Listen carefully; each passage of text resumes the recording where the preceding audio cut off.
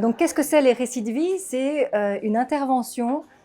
pour les patients, une intervention qui en fait est à la croisée de différents chemins, de la médecine narrative qui s'intéresse à comment le médecin peut accueillir le récit des patients, de l'approche biographique qui s'intéresse à, en élaborant son récit,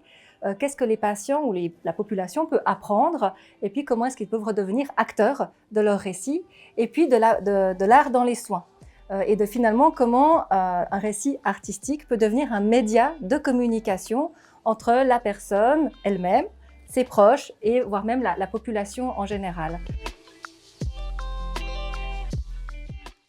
Ce qu'on veut vraiment, en fait, et c'est un commentaire que nous ont fait les participants de notre premier colloque, c'était un petit peu finalement en dehors de leur itinéraire de soins. C'est-à-dire qu'ils avaient leur médecin, leur consultation, et tout d'un coup, on a rajouté ça comme une proposition supplémentaire, mais qui n'était pas vraiment reliée à leur parcours de soins. Donc là, on a vraiment l'envie d'intégrer cette intervention dans des programmes d'éducation thérapeutique ou des tables rondes, enfin voilà, des groupes de patients préexistants, pour que ce soit finalement cohérent dans le fil du soin des patients, et puis d'avoir des équipes, des soignants et des patients partenaires qui soient formés et qui puissent pérenniser en fait cette intervention à long terme.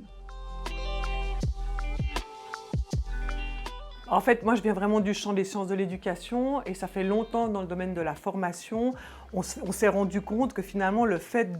d'élaborer son récit de vie, c'est-à-dire vraiment de porter une réflexivité sur